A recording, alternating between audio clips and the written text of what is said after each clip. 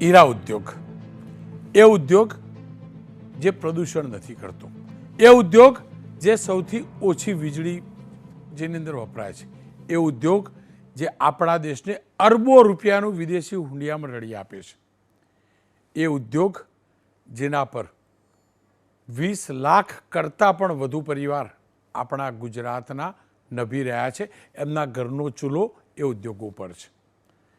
કાચા હીરા એટલે કે રફ હીરા એટલે કે પથ્થર લાવી તેને ચમકાવવા એ આપણા ગુજરાતના રત્ન કલાકારોની સૌથી મોટી સ્કિલ છે, જે દુનિયામાં ક્યાંય નથી. અને આ હીરા ઉદ્યોગે ગુજરાતની ચમક પણ વધારી છે, એમાં કોઈ બેમત નહીં. સૌરાષ્ટ્રના રત્ન કલાકારો હોય, સૌરાષ્ટ્રના હીરાના ઉદ્યોગપતિઓ હોય કે પછી ઉત્તર ગુજરાતના પાલનપુરના ઉદ્યોગપતિઓ, આ તમામે દુનિયાભરની અંદર ઓફિસો પણ ખોલી છે અને દુનિયામાં હીરા ઉદ્યોગ ભારતનો ડંકો પણ વગાડ્યો છે.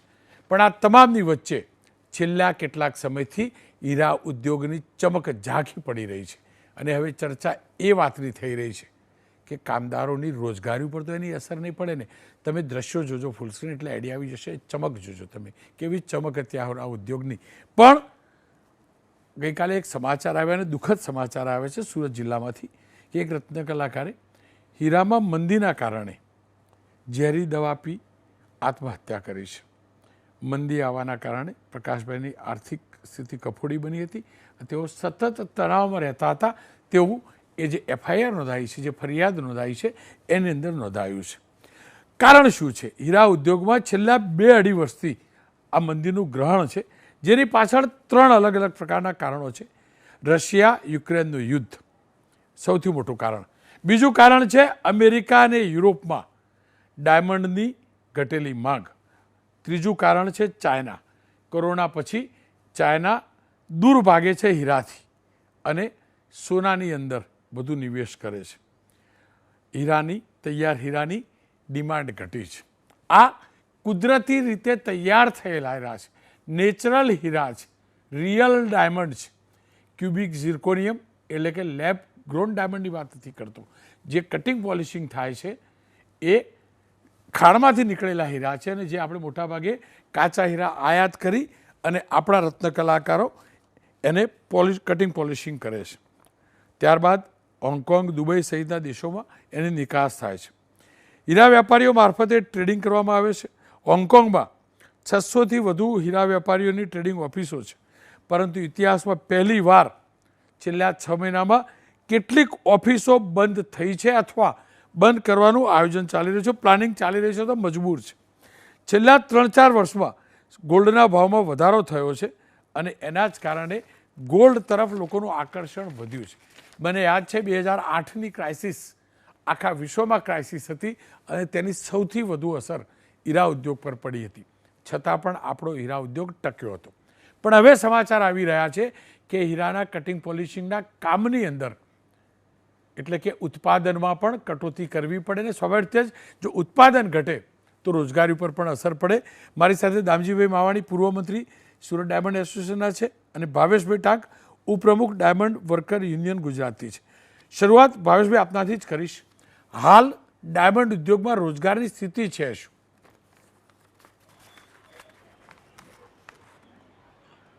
રોનકભાઈ, ડાયમંડ ઇન્ડસ્ટ્રીઝની અંદર રોજગારની સ્થિતિ છેલ્લા 2 મહિનાથી ખૂબ જ ગંભીર છે.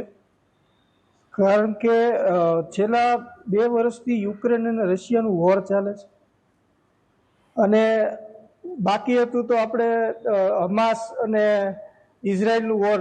ઇઝરાયલમાં આપણો કદાચ 12% આયાત નિકાસનો હીરા ઉદ્યોગનો ફાળો છે.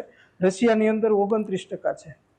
પછી G7 દેશોએ રશિયન ડાયમંડનો બેલ્ટ મારી દીધો.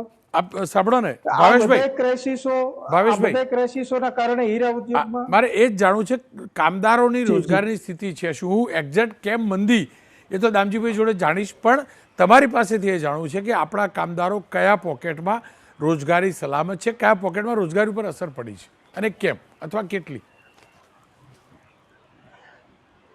રોજગારી ઉપર અસર ખૂબ જ ગંભીર પડી છે. જો જે કારીગર અઠવાડિયાના સોમથી શનિ કામ કરતો એ જ કારીગર આજે અઠવાડિયાના સોમથી શુક્ર. ખેર, ભાવેશભાઈ પાસે ચોક્કસથી જઈશ, પરંતુ ત્યાં સુધી દામજીભાઈ પાસે જાઉં. દામજીભાઈ, ભાવેશભાઈ સાથે વાત કરીશ, પરંતુ આપની પાસેથી વિસ્તૃત મારે જાણવું છે એક્ઝેક્ટલી ડાયમંડ ઉદ્યોગની સ્થિતિ છે શું? જી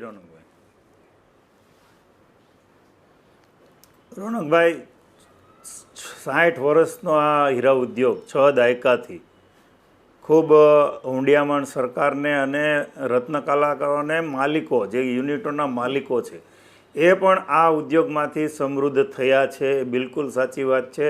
પરંતુ છેલ્લા 2 વર્ષથી આ ઉદ્યોગની અંદર રિસેશન ચાલે છે. જેમ આપે કહ્યું કે રશિયાનું યુક્રેનનું યુદ્ધ હોય, હમાસનું યુદ્ધ હોય, અને યુરોપ, ફાર ઇસ્ટ અને અમેરિકાની પરચેઝ પાવર જે ઘટી છે અને રિસેશન ખૂબ આવ્યું છે, એના કારણે આ મંદી છે.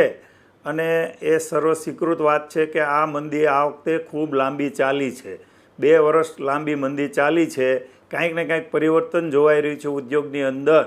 મંદી હોય તો 6 મહિના, વર્ષ ચાલે, પણ આ તો કંઈક વધારે પડતી મંદી ચાલી, એટલે સ્વાભાવિક છે કે એની અસર રત્ન કલાકારો અને માલિકો ઉપર થાય રોનકભાઈ, અને થઈ છે. અત્યારે સ્થિતિ ઘણી કઠિન કહી શકાય. આપ જોડાયેલા રહેજો, કારણ કે આપ જોડાયેલા રહેજો ભાવેશભાઈ જો રોનકભાઈ. જી, આપ જોડાયેલા રહેજો. આવું આપની પાસે. ભાવેશભાઈ, મારે એક્ઝેક્ટ રોજગારીના પરિપ્રેક્ષમાં જાણવું છે કયા વિસ્તારમાં, કેમ કે સૌથી વધુ ધંધો તો સ્વાભાવિક રીતે જ કટિંગ પોલિશિંગ સુરતમાં છે, નવસારીમાં પણ છે, થોડુંક અમદાવાદમાં પણ છે, બોટાદ, ભાવનગર બધે છે.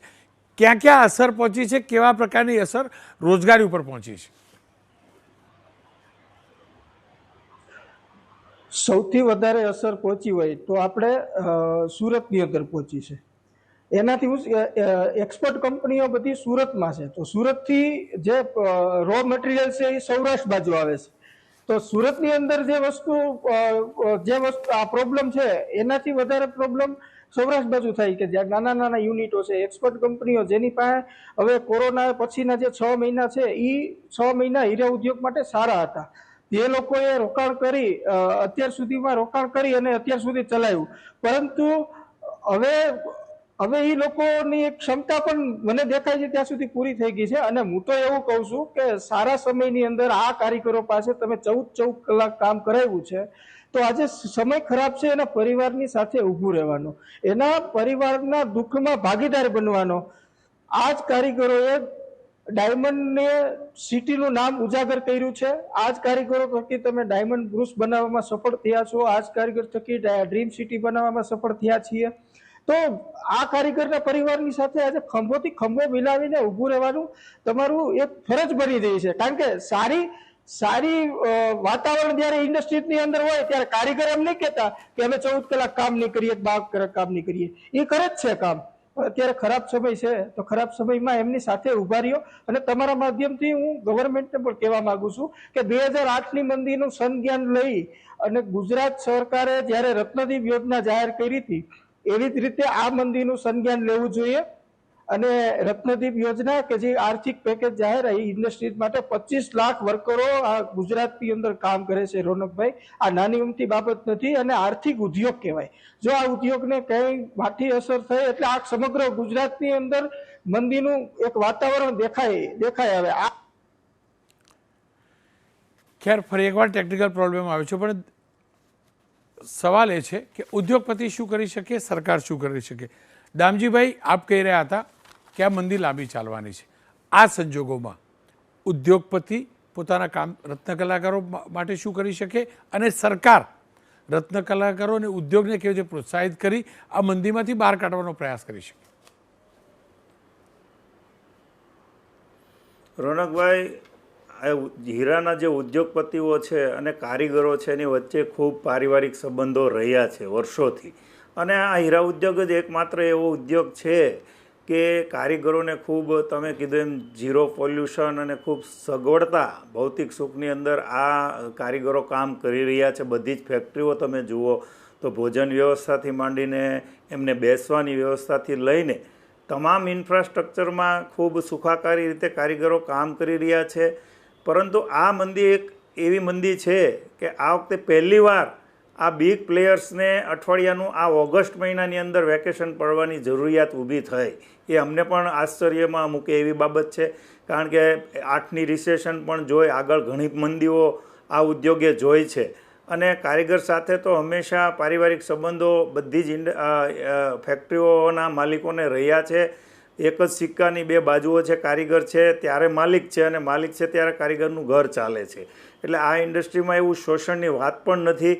બીજી ઇન્ડસ્ટ્રી આપણે ટેક્સટાઇલના ફેક્ટરીઓ જોઈએ, અલંગની મિલો જોઈએ કે શિયોરની રોલિંગ મિલો જોઈએ, તો કારીગરની પરિસ્થિતિ શું છે આપણે સૌ જાણીએ છીએ. એટલે રત્ન કલાકારોને આ ઇન્ડસ્ટ્રીમાં કોઈ શોષણ થયું હોય એવી વાત જ નથી. અને આ જે વિકટ સમય છે એ બંને ભેગા મળીને આનું સુલેહથી, સમન્વયથી અને ખૂબ ધૈર્યથી આ સમયને પાર કરવાનો આ સમય અત્યારે પાકી ગયો છે કે આપણે સૌ કારીગર અને માલિકો ધૈર્યપૂર્વક આ મંદીમાંથી બહાર નીકળવા માટે અત્યારે ખૂબ ધીરજની જરૂર છે. રોનકભાઈ અને દામજીભાઈ, એ પણ તો હકીકત છે, મોટાભાગના માલિકો હીરા ઘસતા ઘસતા જ માલિક બન્યા છે. હું પણ જાણું છું, તમે પણ જાણો. એટલે માલિકોને ખબર જ હશે કે રત્ન કલાકાર શું કહેવાય. મોટાભાગના રત્ન કલાકાર જ હતા અને માલિક બન્યા છે. ખેર, અંત તરફ જોઉં ભાવેશભાઈ, કેમ કે વિકટ સમય છે, આ હકીકત છે અને હવે માનવું પણ પડશે. આ સંજોગોમાં વિકલ્પો શું હોઈ શકે? જુઓ, હતાશા કોઈ વિકલ્પ ન હોઈ શકે. એનું કાર્યક્રમ એટલે કરી રહ્યો છું, હતાશા કોઈ વિકલ્પ ન હોઈ શકે. રોજગારીની તકો ગુજરાતમાં પહેલાં પણ હતી, આજે પણ છે. આપણા ત્યાં સુરતમાં એમ્બ્રોઇડરી આવવા પાછળનું કારણ પણ 2008ની મંદી જ હતી. એ મંદી જોઈને જે કારખાનામાં ઘંટીઓ કાઢીને લોકો એમ્બ્રોઇડરી મશીન લાવ્યા. એટલે આપણે હતાશ થઈ એવા લોકો છીએ નહીં, નવા રસ્તા શોધવાવાળા લોકો છીએ. આપ શું માનો છો? સમય આવી ગયો છે ડાયવર્ટ થવાનો?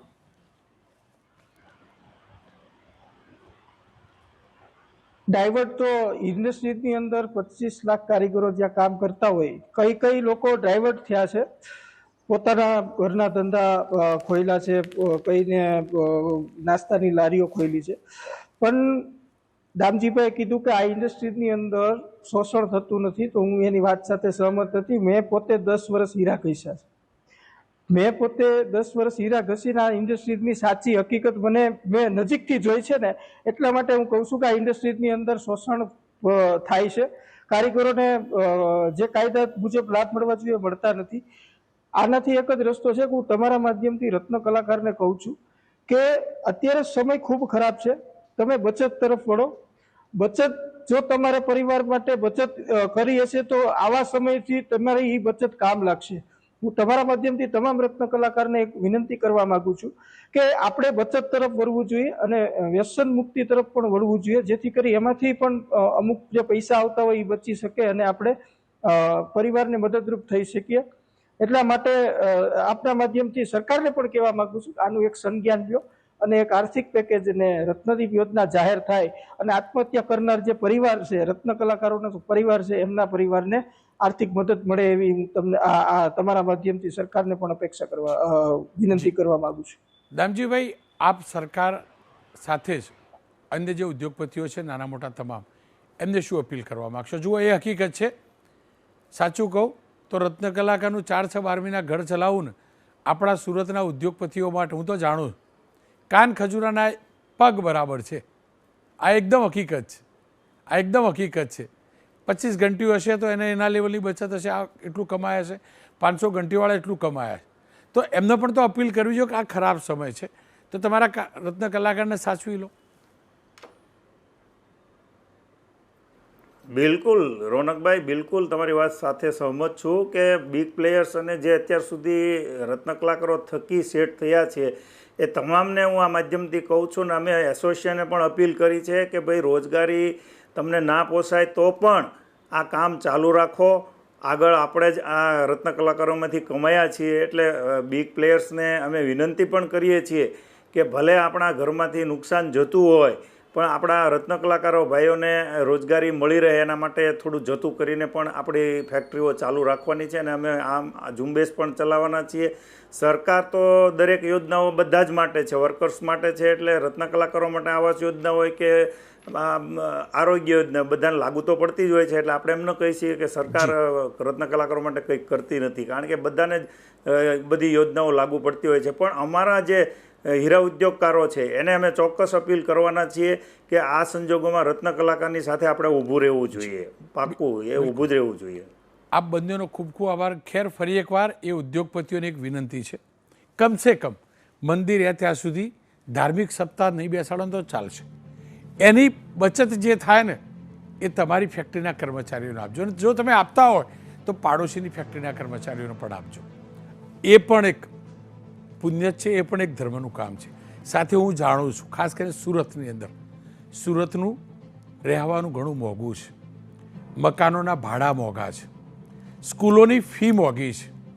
એ સ્કૂલોના સંચાલકો અત્યાર સુધી આ રત્ન કલાકારોના દીકરા દીકરીઓને ભણાવ્યા છે, એ પણ હકીકત છે. જો શક્ય બને તો થોડાક સમય પૂરતી ફીમાં રિલેક્સેશન મળે. અને વર્ષોથી ઘણા લોકોના કામ પણ આ જ છે, ખોલી બનાવી રૂમ બનાવી ભાડે આપવાનું, 50-50, 100-200 રૂમ મકાન ભાડે આપવાવાળા હશે. તમે પણ ભાડું બહુ કમાયા છો.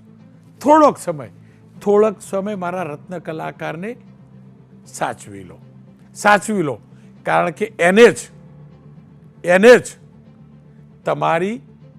તમારા પરિવારની, તમારા વ્યવસાયની, તમારા શહેરની, આપણા ગુજરાતની ચમક વધારી છે.